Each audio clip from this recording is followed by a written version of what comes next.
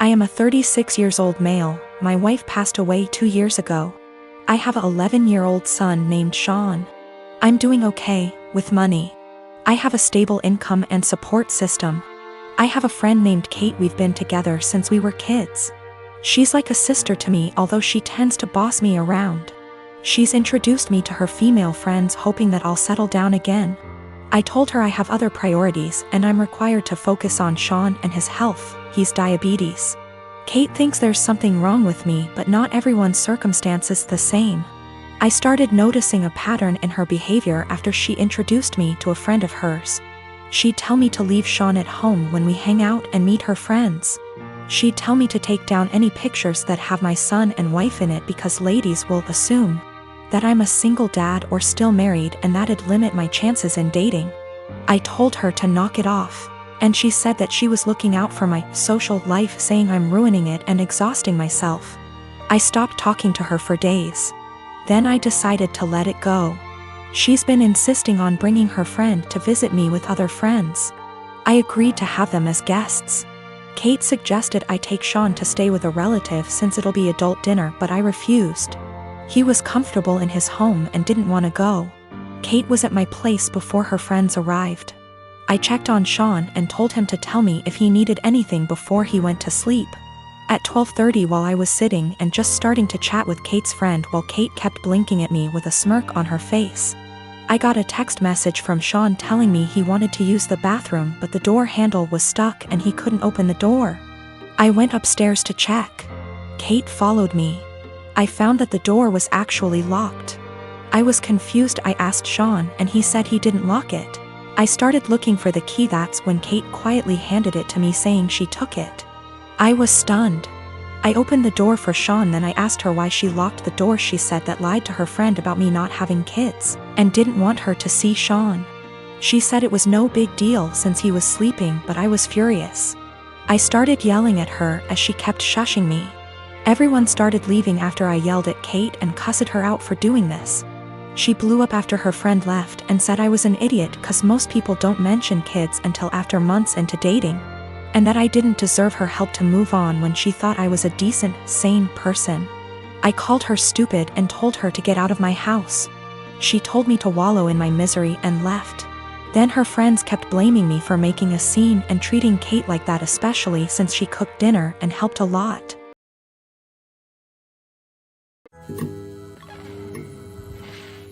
I dated my ex-boyfriend for a few years and we broke it off a few months before COVID. We were both madly in love and I'm still not over him. My best friend knows this. A few months ago, she started getting distant from me, and it's super unusual for me because she needs me for everything. Like just a few things that I helped her do: find colleges, apply to colleges, help donate money for her college fund, help her build her resume, find her therapy, find her a job, and countless other things. I even paid for a lot of stuff for her, like going on trips and such. She didn't really do much for me and was somewhat of an emotional support because we'd always talk about her. But then I really didn't mind and didn't care what I did for her. She was my BFF, and you are best friends. They're sisters. Last month, she broke and told me that the reason that she's so distant is because she's quarantining with my ex and they're a thing. Whatever hopes I had of getting back to my ex are squashed because I don't think I can get over him hooking up with my best friend. I'm super heartbroken, and I know that you don't own people, but that doesn't mean that you can't be upset about their betrayal. Yes, dating your best friend's ex that she still loves is a betrayal. She asked me if I was happy for her, because she finally got a good job and a nice boyfriend. That job she has is solely because of me, because I asked an old acquaintance to return a favor by hiring my best friend. He wanted to hire someone else, but I begged him to hire her. I know how people are sometimes hurt, but then they say, "But I'm truly happy for you." I honest to God don't think they mean it, and when I say I'm happy for someone, I want to mean it. I'm not happy for my friend. I just am not. I can't make myself be. I told her as such and told her to stop contacting me. She's now blowing up my emails and DMs because she's so hurt by what I said to her. My dad said that I should have just kept this to myself since I know my best friend is a sensitive person and is hurt. But what about me? Am I given a sensitivity pass because I've looked after my friend for so long? Do my feelings just stop matching at some point? She called me with the news and said that she didn't know how to tell me, didn't apologize. And then she followed it up with how she's finally doing well and doesn't have to rely on me for money since she has a nice job, and also a nice boyfriend. I told her I was not happy for her. I reminded her that I got her the job, she knew and was fine with it. And that I've done so much for her over the years, and she thanks me by backstabbing me and getting with my ex. She knew that it would hurt me, and if she'd done it when I was well over him or with my permission, I'd feel differently. Then, I told her to not contact me again because clearly I'm her friend, but she was never my friend, and I want to stick with people who are supportive toward me and reciprocate my friendship.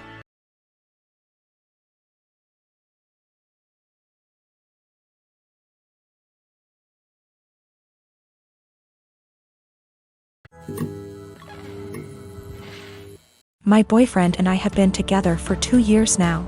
Every year at the end of summer, my boyfriend's family has a beach trip. They have a cute cottage that they go to visit a few times a year. Last year I was unable to join, but this year I was able to make it. I've met his family before many times and we get along well, so I was looking forward to it. While I was packing, I was sure to include nicer dresses in case we went out, and even included a more modest bikini than I would usually wear. This one is still a bikini, but is full coverage unlike my others.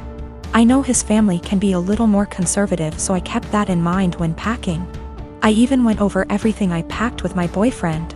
On the trip was my BF and I, his younger brother, his older brother, his sister-in-law, and his parents. The first day went by really well. Our flight didn't have any issues, we unpacked, got settled, and all went out for dinner. The next day we had planned to go out on the boat. So I put on my bikini and had to cover up. No one said anything to me as we were leaving, or even when we were on the boat. I spent the whole day in my bikini without a single comment. It wasn't until that night I realized people had an issue with it. We were all drinking on the boat, with the exception of my BFS sister-in-law because she's pregnant. And we continued drinking when we got back. So after dinner, we were all pretty wasted. When we were talking about our time on the boat, my BFS dad made a comment about how everyone was staring at me because of my slutty bikini. I was embarrassed and just laughed it off, but then everyone else chimed in to comment on it. His mom laughed and said it was fine, that she would wear nothing if she were young again. But then his younger brother said that I basically was wearing nothing. I defended myself and said it was the most conservative suit I had. And then his older brother said that it didn't leave anything to the imagination. And that if he were single, he would have tried to steal me away. That comment made me pretty uncomfortable, and I could tell it made his wife uncomfortable too. I asked if she would wear bikinis on the trip, and my BFS dad interrupted and said that she did, but it was different. My BF just laughed along with all of this, didn't even see anything wrong with it. When I told him to say something, he said that I did look like I was trying to get dick down. Well, that comment was the last straw. I went to our room. I wanted to leave early after all that. But we only had a few days, so I just pushed it in the back of my mind and kept to myself the rest of our trip. I know they were just joking, but what they said really bothered me and made me feel uncomfortable. I'm not sure why my BF doesn't get that. He just keeps saying that they were joking around. But it obviously wasn't very funny to me, so now he's saying I ruined the trip by moping around the rest of the time.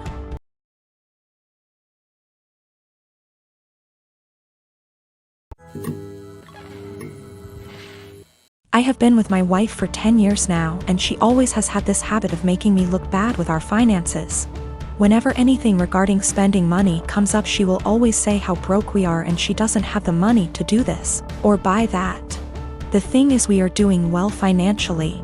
We have decent jobs and combine our salary is roughly $125K / year. As of today, our net worth is more than $1 million, but less than 2. I had saved / invested a lot before getting married, so I gave us a good head start. I control the finances / take the lead, but we both agreed to living a very modest life. We both have our cars from college, for example, Honda and Toyota. She knows everything about our finances because at least once a month I go over it with her every time I deposit money in our investment accounts or our kids' college funds. For banking, we have an emergency fund, and I budget everything else to go straight into investments. We basically stay right at $10,000 in our bank savings account and $500 in our checking account after bills. Most of the time there is more than $500 in our checkings, but once I pay our CC each month I then move anything extra. We always use the CC, so it's not like we only have $500 to spend. Our CC limit is $25,000. A few months ago we had dinner with her friends and they talked buying a new car. My wife said something like, "I wish I could get a new car, but I'm always broke after paying the bills." We still have our college cars. Wife does not want a new car. She will go on to talk about if she had money what she would want to buy, and it always makes me feel ashamed. This "I'm broke" story has been happening for years. When we were driving home I asked her about. She understood we have the money, but it's how she feels because her bank account is always low. I said I can increase our budget or keep more money in our bank if she wants. Since we are doing well, I'm okay with spending more. She said no and again was happy with our finances. I explained that when she says we are broke it makes me look bad and I feel ashamed. It's as though I can't provide for the family and / or I am bad with money. She doesn't see it that way. The same conversation has come up numerous times about us being broke. Recently, I reminded her numerous times it makes me feel and look bad in front of friends and family. I told her if she keeps saying stuff like that I will reveal that we are doing well with money. I gave her a few reminders I'd eventually do this, but she kept going with the "I'm broke" story. At a dinner with her sister and parents the same "I'm broke" story came up. I piped in and said, "It's weird to hear a millionaire say they are broke." My wife said, "I'm not though." And I quickly say, "We are millionaires and you know that. We go over our finances every month." Well, the "I'm broke" story stopped after that and the night went on as usual. A little later the same thing happens with her friends and I use the same line. Now my wife is mad at me for using that line and revealing roughly how much money we have. She said it seems like I'm gloating. I say it's better than making me look like I'm running us into the ground financially. I'm pretty open to us spending money and I don't restrict her spending. She has the CC to spend money monthly. Most of the month we have far more than $500 in our checking, but I move anything above to our investments. Once I pay the CC every month, I know I won't have any big expenses then. If I do, we have the CC limit and the $10,000 emergency cash. We live on a really cheap area and had a low cost of living. We never felt RHE need to upgrade until we wanted to start having kids. I didn't have to change our lifestyle much to save a lot. My job is in demand and pays well because nobody wants to live out in my area. So after expenses I take home a lot more than I would living in a major city. Probably 3 to 4 times more net savings annually if I had to guess. She doesn't want a new car and has told me that multiple times. She doesn't like driving and feels comfortable with her current car. She doesn't know what she wants to do when she retires. I know I'll be golfing, games, and eating edibles most days. I don't do any of this much now because we have kids and they will be my focus for a long time. I maybe golf 1 or 2 times a month AMD, that's the only times I take edibles. I'll speak more with my wife about this. I think she may not feel like it's her money since she never saved much before we got engaged.